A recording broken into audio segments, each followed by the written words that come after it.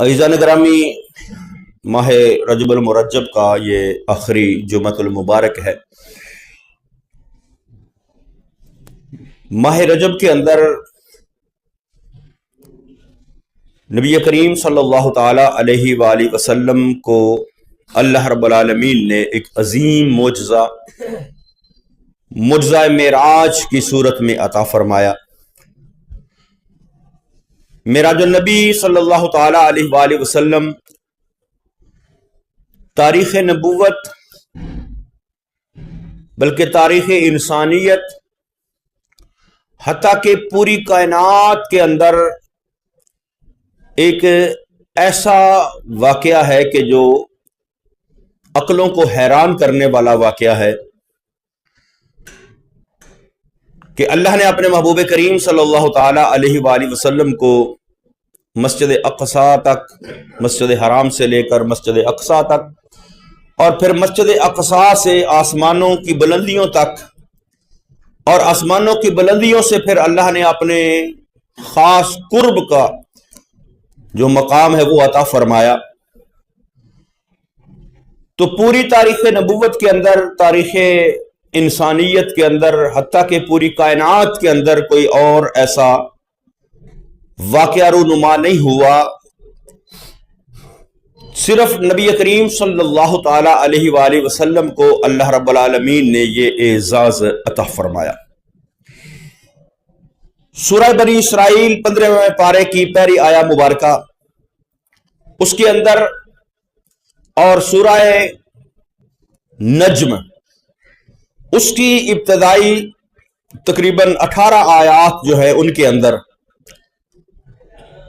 نبی کریم صلی اللہ تعالی علیہ وآلہ وسلم کے اس عظیم معجزہ معراج، سفر معراج، سیر معراج کا جو ہے وہ ذکر کیا گیا ہے۔ تقریباً 30 سے زائد صحابہ کرام رضوان اللہ تعالی علیہ مجمعین نے اس واقعے کو بیان کیا۔ نبی کریم صلی اللہ تعالی علیہ وآلہ وسلم نے اس عظیم معجزہ معراج کو جو ہے وہ یک بارگی جو ہے وہ بیان نہیں فرمایا، کسی حدیث کے اندر مکمل جو ہے وہ واقعہ نہیں ملتا، بلکہ کسی صحابی نے کوئی واقعہ اس کے متعلق بیان کیا، کسی صحابی نے کوئی واقعہ بیان کیا۔ تو مسلم شریف جو حدیث کی کتاب ہے اس کی شرح کے اندر حضرت علامہ غلام رسول سعیدی صاحب، انہوں نے پہلی جلد کے اندر صفحہ 716 سے لے کر 732 کے اوپر احادیث طیبات کے حوالہ سے اس پورے واقعہ معراج کو نقل کیا ہے، ذکر کیا ہے۔ اللہ رب العالمین حکم الحاکمین نے 1,24,000 کم و بیش انبیاء جو دنیا کے اندر مبعوث فرمائے، ہر نبی کو کوئی امتیازی شان اور کوئی امتیازی خصوصیت عطا فرمائی۔ جس طرح اللہ رب العالمین حکم الحاکمین نے حضرت ابراہیم علی نبینا علیہ السلام کے بارے میں قرآن مقدس کے اندر فرمایا، وَكَذَلِكَ نُرِي إِبْرَاهِيمَ مَلَكُوتَ السَّمَاوَاتِ وَالْأَرْضِ، کہ ہم نے ابراہیم علیہ السلام کو زمین و آسمان کے جو رموز تھے وہ دکھائے۔ تو اللہ رب العالمین حکم الحاکمین نے ہر نبی کو امتیازی شان، کوئی خصوصیت عطا فرمائی، لیکن چونکہ نبی کریم صلی اللہ تعالی علیہ وآلہ وسلم سارے انبیاء سے افضل ہے، سارے انبیاء سے اعلیٰ ہے، خاتم النبیین ہیں، محبوب رب العالمین ہیں، تو اللہ نے اپنے محبوب کریم صلی اللہ تعالی علیہ وآلہ وسلم کو سارے انبیاء سے بلند عظمت اور شان عطا فرمائی۔ معراج مصطفیٰ صلی اللہ تعالی علیہ وآلہ وسلم بھی اسی سلسلے کے اندر کہ اس کائنات ارضی کے اندر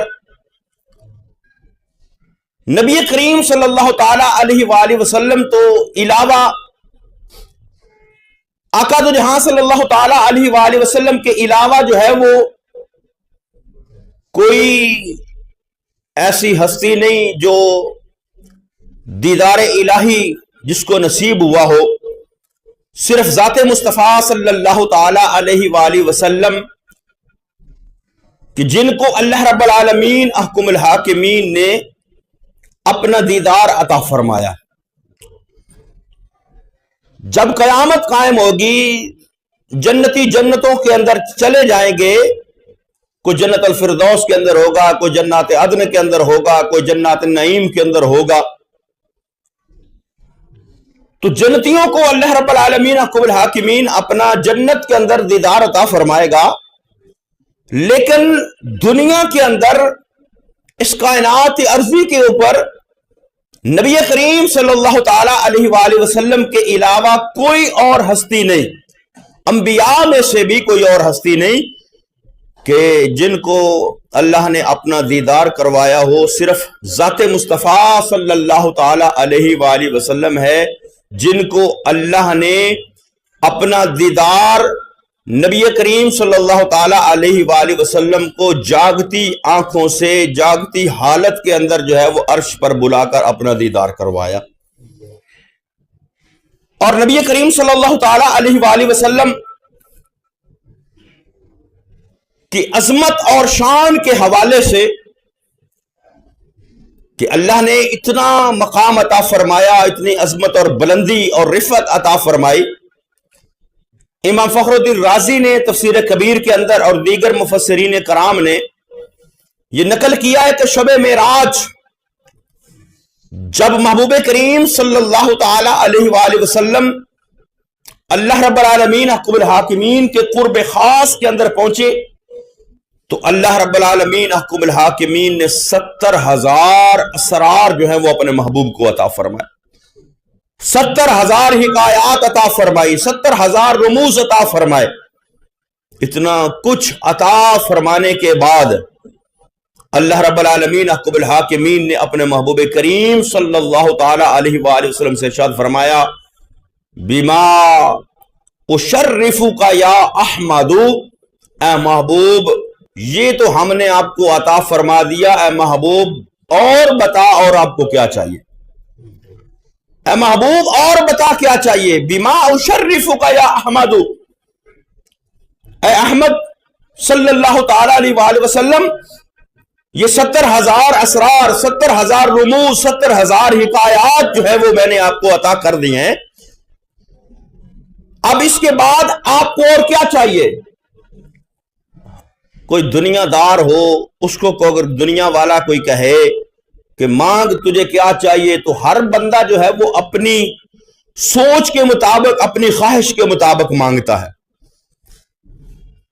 دنیا کا حریص ہوگا دنیا مانگے گا، مال کا حریص ہوگا مال مانگے گا، دولت کا حریص ہوگا دولت مانگے گا، لیکن وہاں دینے والا پروردگار ہے اور لینے والے مصطفیٰ کریم صلی اللہ تعالی علیہ وآلہ وسلم۔ 70,000 اسرار، 70,000 حکایات، 70,000 رموز عطا فرمانے کے بعد اللہ فرماتا ہے، محبوب بما اشرفک یا احمد، اے محبوب بتاؤ اور کیا چاہیے؟ تو وہاں پر محبوب کریم صلی اللہ تعالی علیہ وآلہ وسلم نے کیا مانگا؟ رب العالمین احکم الحاکمین کے محبوب کریم صلی اللہ تعالی علیہ وآلہ وسلم بارگاہ رب العزت میں یہ عرض کرتے ہیں، بنسبت الیک شرفنی بالعبودی، اے اللہ مجھے اپنے بندوں کے اندر شامل فرما۔ مصطفیٰ کریم صلی اللہ تعالی علیہ وآلہ وسلم بارگاہ رب العزت میں یہ عرض کرتے ہیں، رب العالمین احکم الحاکمین میں نے طائف کے بازاروں کے اندر، مکہ کی گلیوں کے اندر، مشرکین مکہ ان کی تکالیف کے اندر میں نے ہر مقام پر یہ کہا ہے کہ میرا رب ہے، وہ وحدہ لا شریک ہے، اے رب العالمین اب تو مجھے اپنے بندوں کے اندر شمار فرما۔ یہ محبوب کریم صلی اللہ تعالی علیہ وآلہ وسلم کی عاجزی ہے، انکساری ہے نبی کریم صلی اللہ تعالی علیہ وآلہ وسلم رب العالمین احکم الحاکمین کے اس قرب خاص کے اندر جہاں پر کوئی اور نہیں پہنچ سکا، وہاں پر پہنچنے کے بعد بھی آقا دو جہاں صلی اللہ تعالی علیہ وآلہ وسلم نے اپنی عبودیت کا اظہار کیا۔ اس لیے تو اللہ رب العالمین احکم الحاکمین نے پھر جب قرآن مقدس کا نزول فرمایا تو رب العالمین احکم الحاکمین نے فرمایا سبحان الذی اسری بعبدہ، کہ پاک ہے وہ ذات جس نے اپنے بندہ خاص کو وہاں نبی کریم صلی اللہ تعالی علیہ وآلہ وسلم کی شان عبودیت کا جو ہے وہ بیان فرمایا۔ حالانکہ رب العالمین احکم الحاکمین نے محبوب کریم صلی اللہ تعالی علیہ وآلہ وسلم کو قرآن مقدس کے اندر کہیں پر یاسین کہا، کہیں پر طٰہٰ کہا، کہیں پر مزمل کہا، کہیں پر مدثر کہا، یہ ساری عظمتیں اور شانیں، لیکن یہاں پر چونکہ محبوب کریم صلی اللہ تعالی علیہ وآلہ وسلم نے اپنی عبودیت کا اظہار کیا تھا تو اس لیے اللہ رب العالمین احکم الحاکمین اس کو قبول فرما کر فرمایا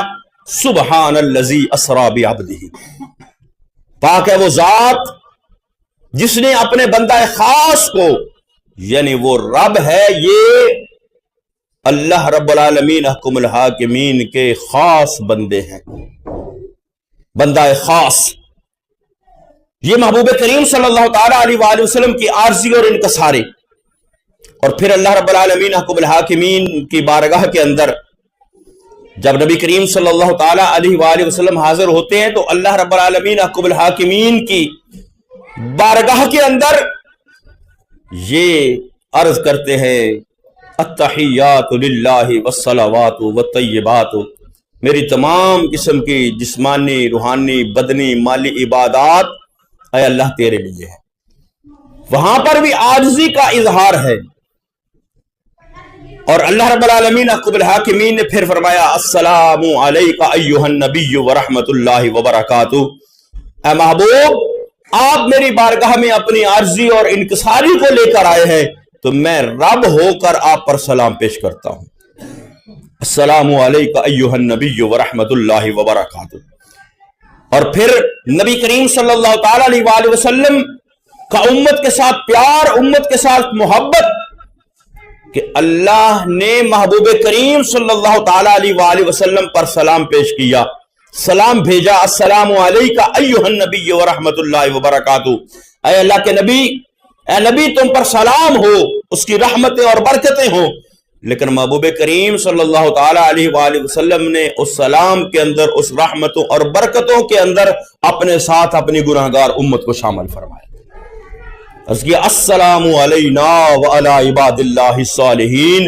اے اللہ صرف میرے اوپر سلام نہیں، میرے ساتھ میرے گناہگار امتیوں پر بھی سلام، اور میرے تیرے جو صالحین بندے ہیں ان پر بھی سلام۔ صالحین کو الگ رکھا اور گناہگار امت کو اللہ کے محبوب نے اپنے ساتھ شامل فرمایا، السلام علینا وعلی عباد اللہ الصالحین۔ یہ تشہد ہم نماز کے اندر پڑھتے ہیں، احادیث کے اندر تقریباً جو ہے وہ 22 قسم کے تشہد جو ہے وہ منقول ہیں، جو نماز کے اندر ہم تشہد پڑھتے ہیں، تحیات پڑھتے ہیں، 22 قسم کے جو ہے وہ صحابہ کرام رضوان اللہ تعالی اجمعین سے منقول ہے، جو نبی کریم صلی اللہ تعالی علیہ وآلہ وسلم نے مختلف مواقع پر پڑھے۔ لیکن یہ جو ہم پڑھتے ہیں، جو عام مشہور ہے، یہ نبی کریم صلی اللہ تعالی علیہ وآلہ وسلم کی اپنے رب کے ساتھ جو ہے وہ شب معراج گفتگو ہے۔ حضرت عبداللہ ابن مسعود نے اس کو روایت کیا کہ اپنی عاجزی اور انکساری کو اپنی رب کے بارگاہ میں پیش کرنا، یہ اللہ رب العالمین احکم الحاکمین کے محبوب کریم صلی اللہ تعالی علیہ وآلہ وسلم نے اپنے رب کی بارگاہ میں پیش کیا۔ اور پھر اللہ رب العالمین احکم الحاکمین نے اپنے محبوب کریم صلی اللہ تعالی علیہ وآلہ وسلم کی امت کے لیے محبوب کو 50 نمازوں کا تحفہ عطا کر بھیجا۔ 50 نمازیں لے کر محبوب کریم صلی اللہ تعالی علیہ وآلہ وسلم جب واپس تشریف لاتے ہیں، چھٹے آسمان پر حضرت موسیٰ علیہ نبینا علیہ السلام سے ملاقات ہوتی ہے تو حضرت موسیٰ پوچھتے ہیں اے محبوب رب کی بارگاہ سے کیا تحفہ ملا ہے؟ تو نبی کریم صلی اللہ تعالی علیہ وآلہ وسلم فرمایا اللہ نے امت کے لیے 50 نمازوں کا تحفہ دیا۔ تو حضرت موسیٰ نے عرض کی اے محبوب کریم اللہ کی بارگاہ کے اندر واپس تشریف لے جائیے اور ان نمازوں کو کم کر لیجیے. آپ کی امت یہ 50 نمازیں نہیں پڑھے گی. نبی کریم صلی اللہ تعالیٰ علیہ وآلہ وسلم واپس تشریف لے گئے, اللہ نے 5 نمازیں کم کی. پھر حضرت موسیٰ نے عرض کیا, پھر محبوب واپس تشریف لے گئے, اللہ نے 5 اور کم کر دی. پھر محبوب کریم صلی اللہ تعالیٰ علیہ وآلہ وسلم واپس تشریف لے گئے, اللہ نے 5 اور کم کر دی. اس طرح کرتے کرتے 5 نمازیں باقی رہ گئی. 5 نمازیں باقی رہ گئی تو حضرت موسیٰ نے عرض کیا, اے محبوب ایک مرتبہ پھر جائیے اور کمی کروائیے. تو اللہ کے محبوب کریم صلی اللہ تعالیٰ علیہ وسلم نے فرمایا کہ اب مجھے رب سے جو ہے وہ حیا آتی ہے کہ اب میں جا کر اللہ کی بارگاہ میں اس کے اندر بھی کمی کرواؤں. لیکن اللہ رب العالمین حکم الحاکمین نے فرمایا کہ اے محبوب لا تبدیل لکلمات اللہ, ہماری بات تبدیل نہیں ہوتی, ہمارا کلام تبدیل نہیں ہوتا. اے محبوب ہم نے آپ کو 50 نمازیں عطا فرمائی اور کرتے کرتے 5 نمازیں رہ گئی. اے محبوب آپ کا جو امتی پڑھے گا 5, ہم اس کو 50 نمازوں کا ثواب عطا فرمائیں گے. جو 5 پڑھے گا اس کو 50 نمازوں کا ثواب. اللہ رب العالمین حکم الحاکمین نے فرمایا, جس کا قرآن مقدس کا بھی تذکرہ, من جاء بالحسنۃ فلہ عشر امثالھا, فرمایا جو کوئی نیکی کرے گا اللہ ایک کے بدلے اس کو 10 گنا اجر عطا فرمائے گا. تو 5 پڑھے گا 50 کا ثواب ملے گا. تو محبوب کریم صلی اللہ تعالی علیہ وآلہ وسلم 5 نمازوں میں کمی کروانے کی خاطر رب کی بارگاہ میں جاتے ہوئے حیا محسوس کرتے. تو پھر وہ امتی جو ہے وہ کتنا نبی کریم صلی اللہ تعالی علیہ وآلہ وسلم کے ساتھ بے وفائی کرنے والا ہوگا کہ جو محبوب کے لائے ہوئے اس تحفے کی قدر نہیں کرتا اور 5 نمازیں ادا نہیں کرتا. اور کچھ لوگ تو یہاں یہ کہتے ہیں کہ نبی جو ہے وہ جس کا نام محمد ہے, علی ہے, وہ کچھ نہیں کر سکتے, ان کو کچھ اختیار نہیں ہے. تو یہ 50 ملی تھی, 5 کروانے میں کردار جو ہے وہ اللہ کے نبی حضرت موسیٰ علیہ نبینا علیہ الصلوۃ والسلام کا. تو جو نبی کے وسیلے کو نہیں مانتے پھر ان کو چاہیے 5 نہیں 50 پڑھا کریں, کیونکہ کام کروانے میں جو کردار ہے وہ حضرت موسیٰ علیہ نبینا علیہ الصلوۃ والسلام کا. انہوں نے بار بار عرض کی بارگاہ مصطفیٰ کریم صلی اللہ تعالی علیہ وآلہ وسلم کے اندر کہ محبوب جائیے ان کو کم کروائیے کم کروائیے. تو محبوب حضرت موسیٰ کے کہنے پر جاتے رہے. اور اس کے اندر حکمت اور راز کیا ہے, یہ رب اور محبوب کی ادا تھی. محبوب بار بار جاتے تھے, اپنے رب کا دیدار کر کے آتے تھے. ادھر مخاطب وہ ہے حضرت موسیٰ علیہ نبینا علیہ الصلوۃ والسلام, جنہوں نے اللہ کی بارگاہ کے اندر یہ التجا کی تھی کہ اللہ مجھے اپنا دیدار عطا فرما, مجھے اپنا دیدار عطا فرما. تو اللہ رب العالمین حکم الحاکم نے فرمایا کہ اے موسیٰ تو میرا دیدار نہیں کر سکتا, تو میرا دیدار نہیں کر سکتا. طور پہاڑ کے اوپر اللہ رب العالمین حکم الحاکمین نے اپنی نور کے کروڑویں حصے کی تجلی جو ہے وہ نازل فرمائی. پہاڑ ریزہ ریزہ ہو گیا, حضرت موسیٰ بے ہوش ہو کر گر پڑے. اب وہ خواہش تھی دنیا کے اندر حضرت موسیٰ علیہ نبینا علیہ الصلوۃ والسلام کی رب کا دیدار کرنے کی. ادھر ذات مصطفیٰ صلی اللہ تعالی علیہ وآلہ وسلم رب کا دیدار کرنے کے لیے اللہ نے اپنے محبوب کو پاس بلایا. تو رستے میں حضرت موسیٰ کو کھڑا کر دیا, اے موسیٰ میرا محبوب میرا دیدار کر کے آتا جائے گا, تو راستے میں ہوگا, میرا محبوب مجھے دیکھ کے آئے گا, تو میرے محبوب کو دیکھ لینا, ایسے سمجھو میں نے اپنے خدا کو دیکھ لیا. آقا نے فرمایا نا من رآنی فقد رأى الحق, جس نے مجھے دیکھا اس نے حق دیکھا. تو حضرت موسیٰ نبی کریم صلی اللہ تعالی علیہ وآلہ وسلم آنکھوں میں خدا کے جلوے بسا کر حضرت موسیٰ کے پاس آتے. حضرت موسیٰ محبوب کریم صلی اللہ تعالی علیہ وآلہ وسلم کے چہرے اور آنکھوں میں رب کے جلووں کا دیدار کر لیا کرتے. تو اللہ رب العالمین حکم الحاکمین نے اپنے محبوب کریم صلی اللہ تعالی علیہ وآلہ وسلم کو یہ 50 نمازوں کا تحفہ, جو 5 رہ گئی, تو فرمایا جو پڑھے گا 5 اس کو 50 نمازوں کا ثواب عطا فرمائے گا. اور یہ نماز جو ہے معراج کا تحفہ یہ نبی کریم صلی اللہ تعالی علیہ وآلہ وسلم کی پسندیدہ چیزوں میں سے ہے۔ آقا تو جہاں صلی اللہ تعالی علیہ وآلہ وسلم نے فرمایا حبب الی من الدنیا، فرمایا دنیا کے اندر جو مجھے چیزیں پسند ہیں، حبب الی من الدنیا، دنیا میں سے مجھے جو چیزیں پسند ہیں وہ کیا ہے؟ فرمایا النساء، منکوحہ عورتیں، فرمایا والطیب، اور خوشبو، اور فرمایا وجعل قرۃ عینی فی الصلاۃ، اور اللہ نے میری آنکھوں کی ٹھنڈک جو ہے وہ نماز کے اندر رکھ دی۔ تو محبوب کریم صلی اللہ علیہ وسلم نے فرمایا میری معراج یہ تھی کہ میں اللہ رب العالمین حکم الحاکمین کے قرب کے اندر پہنچا، میں نے اپنے رب کا دیدار کیا، اور فرمایا میری امت تمہاری معراج یہ ہے، الصلاۃ ہی معراج المؤمن، فرمایا تمہاری معراج یہ ہے کہ تم نماز ادا کرو، تمہیں اللہ جو ہے وہ اپنا معراج عطا فرما۔ محبوب کی معراج قرب خداوندی، اور امت کی معراج نماز کے اندر سجدے کے اندر رکھ دی، فرمایا جو نماز ادا کرے گا وہ معراج کا مقام پالے گا۔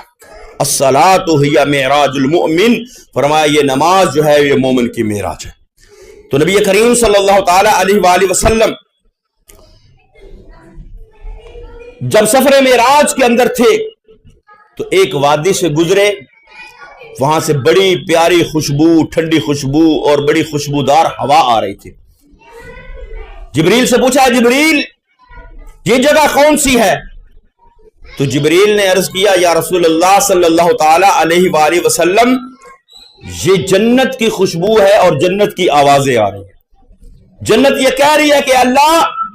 اپنی ان پاک روحوں کو،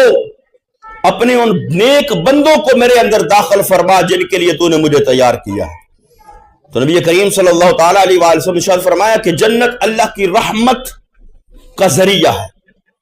جس کو اللہ اپنی رحمت آخرت کے دن عطا فرمائے گا اس کو جنت کے اندر داخل کرے گا۔ نبی کریم صلی اللہ علیہ وسلم نے فرمایا کہ اللہ رب العالمین حکم الحاکمین جہنم میں سے دو بندوں کو نکالے گا، نکالنے کے بعد اللہ رب العالمین حکم الحاکمین کو فرمائے گا میرے بندو میں نے تمہارے اوپر کوئی ظلم نہیں کیا، یہ تمہاری بدعمالیاں تھی جن کی وجہ سے تمہیں جہنم کے اندر داخل کیا۔ تو جہنم سے نکال کر اللہ ان کو یہ فرمائے گا اور پھر فرمائے گا جاؤ پھر تم دونوں جہنم کے اندر چلے جاؤ۔ تو ان دونوں میں سے ایک جو ہے وہ تیزی کے ساتھ جہنم کی طرف دوڑ پڑے گا، اور دوسرا جو ہے وہ ایک قدم اٹھائے گا پھر پیچھے دیکھے گا، ایک قدم اٹھائے گا پھر پیچھے دیکھے گا، مڑ کر جس طرح جو ہے نا پاؤں گھسیٹ کر چلنے والی بات، ایک دوڑ کر جہنم کی طرف چلا جائے گا، دوسرا پاؤں گھسیٹتا ہوگا، کبھی آگے دیکھے گا کبھی پیچھے دیکھے گا، اللہ دونوں کو بلائے گا۔ وہ پروردگار بلائے گا کیا میرے بندو تم اپنی بدعمالیوں کی وجہ سے جہنم کے اندر گئے، میں نے جہنم سے نکال کر پھر تمہیں حکم دیا جہنم کے اندر چلے جاؤ۔ تو جو تیزی کے ساتھ دوڑ کر گیا تھا اس سے پوچھا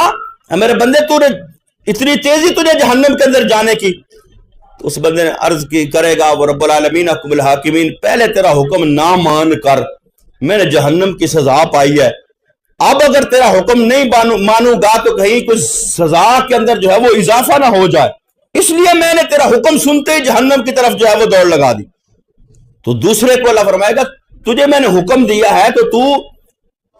کبھی ایک قدم آگے رکھتا ہے کبھی ایک قدم پیچھے رکھتا ہے۔ تو بندہ عرض کرے گا رب العالمین حکم الحاکمین میں تو تیری رحمت کی طرف دیکھ رہا تھا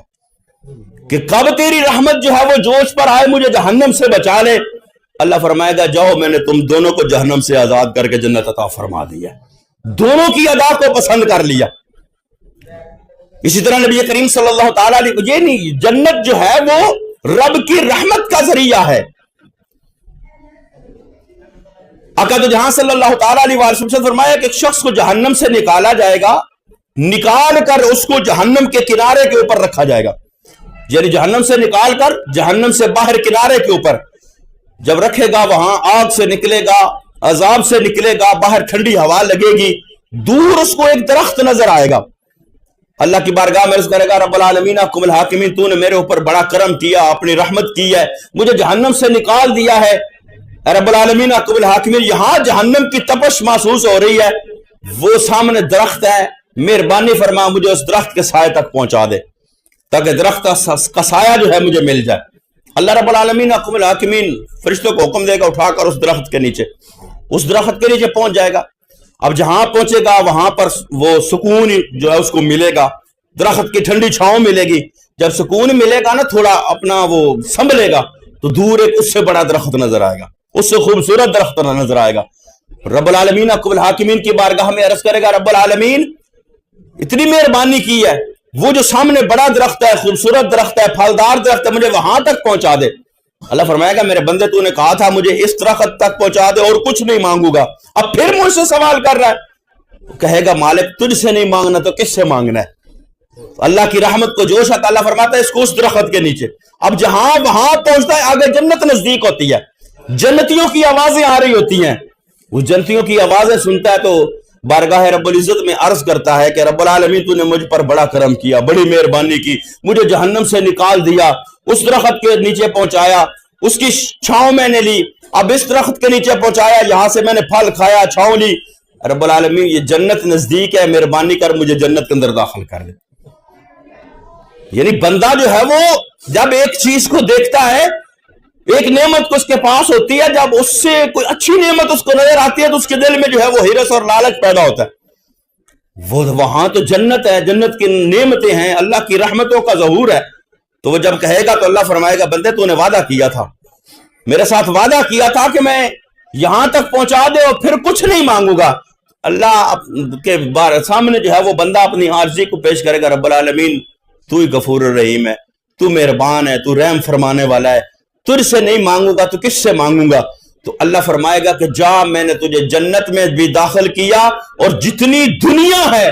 اس دنیا کے مثل اور ایک دنیا کے برابر تجھے جنت میں نے جاگیر عطا فرما دیا. دنیا کوئی چھوٹی نہیں ہے, دنیا کے اعتبار سے, آخرت کے اعتبار سے تو چھوٹی ہے, لیکن دنیا کے اعتبار سے دنیا بڑی وسیع ہے. تو اللہ فرمائے گا کہ میرے بندے جا, تجھے میں نے جنت کے اندر بھی داخل کیا, اور جنت کے اندر تجھے دنیا اور دنیا کی مثل ایک اور دنیا, اتنا جو ہے وہ تجھے میں نے جنت کے اندر جو ہے وہ مقام عطا فرما دیا ہے. تو جب اللہ یہ فرمائے گا تو وہ بندہ کہے گا, اللہ رب العالمین حکم الحاکمین کی بارگاہ کے اندر, اے رب العالمین حکم الحاکمین, الفاظ ایسے ہیں, وہ بندہ کہے گا اللہ تو میرے ساتھ مذاق کر رہا. تو اللہ فرمائے گا کہ میں مذاق نہیں کرتا,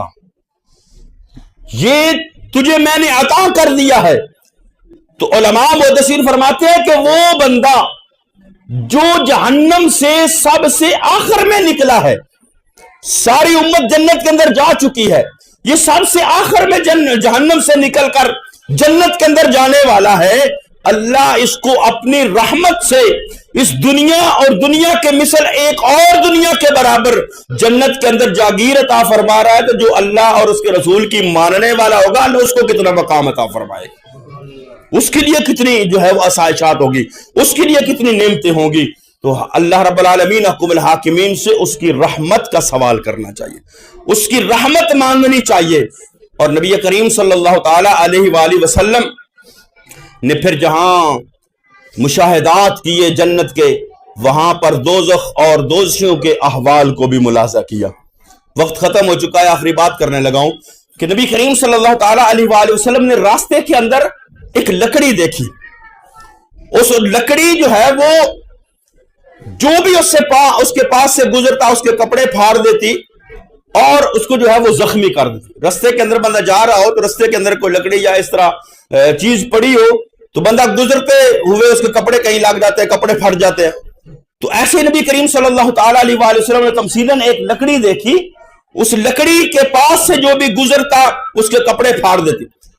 تو نبی کریم صلی اللہ تعالی علیہ وآلہ وسلم نے جبریل سے پوچھا, جبریل یہ کیا ہے؟ جبریل نے کہا, یا رسول اللہ صلی اللہ تعالی علیہ وآلہ وسلم, یہ ان لوگوں کی مثال ہے جو دنیا کے اندر دوسروں کا راستہ روکتے ہیں, جو دوسروں کا راستہ روکتے ہیں. کوئی دنیا کے اندر کسی کامیابی کی طرف گامزن ہے, کاروباری اعتبار سے, دینی اعتبار سے, دنیاوی اعتبار سے, یا کسی دنیاوی عہدے اور مرتبے کی طرف بڑھ رہا ہے, تو لوگ جو ان کا راستہ روکتے ہیں, اس کی ترقی کو دیکھ کر خوش نہیں ہوتے, اس کے راستے میں رکاوٹیں پیدا کرتے ہیں, اس کے لیے جو ہے وہ تنگی کا سامان پیدا کرتے ہیں. تو آقا دو جہاں صلی اللہ علیہ وسلم فرمایا کہ ان کی مثال اس لکڑی کی طرح ہوگی. اللہ رب العالمین قیامت والے دن جو ہے وہ اس کو جہنم کے اندر داخل کرے. اسی طرح نبی کریم صلی اللہ تعالی علیہ وآلہ وسلم نے جو ہے یہ فرمایا کہ ایک شخص، آپ نے نبی کریم صلی اللہ علیہ وسلم نے ایک پتھر دیکھا اور پتھر میں سے ایک بیل نکلا اور نکلنے کے بعد بیل کافی بڑا تھا، نکلنے کے بعد وہ واپس اس پتھر کے اندر جانا چاہتا ہے لیکن وہ اس پتھر کے اندر جا نہیں سکتا۔ تو نبی کریم صلی اللہ تعالیٰ علیہ وآلہ وسلم نے فرمایا کہ یہ کون ہے، یہ کیا ہے؟ تو جبریل عرض کی یا رسول اللہ صلی اللہ تعالیٰ علیہ وآلہ وسلم، یہ وہ شخص ہے جو ایسی بات زبان سے نکالتا ہے جو فتنہ اور فساد کا باعث بنتی ہے، یعنی منہ سے کوئی بات کر دی، کوئی ایسی بات کر دی جس کی وجہ سے فساد پیدا ہو گیا، فتنہ پیدا ہو گیا، لڑائی پیدا ہو گئی، جھگڑا پیدا ہو گیا، اور جب حالات خراب ہوتے ہیں تو وہ بندہ پچھتاتا ہے یار میں نے یہ کیا بات کر دی، پھر وہ اپنی اس بات کو واپس لینا چاہتا ہے لیکن اس بات کو واپس لے نہیں سکتا۔ تو آقا دو جہاں صلی اللہ تعالی وسلم نے فرمایا یہ اس شخص کی مثال ہے کہ جو دنیا کے اندر فتنہ اور فساد کی بات نکالتا ہے، معاشرے کے اندر، لوگوں کے اندر، خاندانوں کے اندر ایسے لوگ ہوتے ہیں جو ایک کے پاس جاتے ہیں کوئی اور بات کرتے ہیں، دوسرے کے پاس جاتے ہیں کوئی اور بات کرتے ہیں، دونوں کو آپس کے اندر لڑا دیتے ہیں، دونوں خاندانوں کو آپس کے اندر لڑا دیتے ہیں، دو بھائیوں کو آپس کے اندر لڑا دیتے ہیں، دو رشتہ داروں کو آپس کے اندر لڑا دیتے ہیں، دو پڑوسیوں کو آپس کے اندر لڑا دیتے ہیں۔ پھر جب لڑا دیتے ہیں، بات ادھر کی دونوں کے درمیان لڑائی ہو گئی، تو فرمایا کہ پھر جب وہ لڑائی ہوتی ہے، جھگڑا ہوتا ہے، فساد پیدا ہوتا ہے، اب وہ بندہ اندر پچھتاتا ہے کہ میں یہ بات نہ کرتا، واپس لے لیتا، لیکن اب وہ بات کو واپس لے نہیں سکتا، اس کا عذاب اس کو ملے گا۔ تو اس لیے جو ہے وہ ایسی بات کرنی چاہیے جو معاشرے کے اندر بھلائی اور خیر خواہی کا باعث بنے۔ نبی کریم صلی اللہ تعالی علیہ وسلم نے فرمایا من کان یؤمن باللہ وبالیوم الآخر فلیقل خیرا او لیصمت، فرمایا جو اللہ اور آخرت پر ایمان رکھتا ہے اس کو چاہیے بات کرے تو اچھی بات کرے، بھلائی کی بات کرے، خیر خواہی کی بات کرے، اگر اچھی بات نہیں کر سکتا تو پھر خاموشی اختیار کرے، فلیقل خیرا او لیصمت، فرمایا اچھی بات کرے یا خاموشی اختیار کرے۔ شیخ سعدی ایک روایت بیان کرتے ہیں کہ ایک شخص جو بادشاہ تھا اس کا غلام تھا، اس غلام کو کسی وجہ سے بادشاہ نے کہا کہ اس کو پھانسی دے دی جائے۔ اب جب اس غلام کو پھانسی کے پھندے پر لٹکایا جانے لگا تو وہ غلام جو ہے وہ بادشاہ کو گالیاں دینے لگا۔ وزیر پاس کھڑا تھا، بادشاہ دور تھا، بادشاہ نے پوچھا وزیر سے کہ یہ کیا کہہ رہا ہے؟ تو وزیر اب عقل مند شخص تھا، اس نے کہا کہ بادشاہ سلامت جی آپ کی تعریف کر رہا ہے کہ بادشاہ بڑا اچھا ہے، اپنے غلاموں کو معاف کر دیتا ہے۔ تو جب یہ بات اس وزیر نے کی تو بادشاہ نے کہا چلو اس کو معاف کر دو، اس کو پھانسی سے اتار دو۔ جو دوسرے وزیر تھے انہوں نے کہا کہ بادشاہ سلامت اس وزیر نے آپ سے جھوٹ بولا ہے، وہ تو آپ کو برا بلا کہہ رہا تھا، آپ کو گالیاں دے رہا تھا، لیکن وزیر نے جھوٹ بولا ہے کہ وہ آپ کو جو کہہ رہا ہے کہ بڑا بادشاہ نیک دل ہے، رحم دل ہے، غلاموں کے ساتھ اچھائی کرنے والا ہے۔ تو بادشاہ نے کہا اس کا جھوٹ تمہارے سچ سے بہتر ہے، اس کا جھوٹ تمہارے سچ سے بہتر ہے کہ تم سچ بول کر ایک بندے کی جان چلی جاتی، لیکن اس نے جھوٹ بول کر ایک بندے کی جان کو بچا لیا ہے۔ اس لیے فرمایا فَلْيَقُلْ خَيْرًا أَوْ لِيَصْمُتْ، بات کرو تو اچھی کرو جس کے وجہ سے کوئی فتنہ فساد برپا نہ ہو، بلکہ جس سے لوگوں کا، معاشرے کا فائدہ اور بھلائی ہو اور اچھائی جو ہے وہ پھیلے دنیا کے اندر۔ نہیں ایسی نہیں بات کر سکتے تو پھر خاموشی اختیار کرو۔ تو اللہ رب العالمین احکم الحاکمین ہمیں نبی کریم صلی اللہ تعالی علیہ وآلہ وسلم کی تعلیمات پر عمل کرنے کی توفیق نصیب فرمائے، آمین۔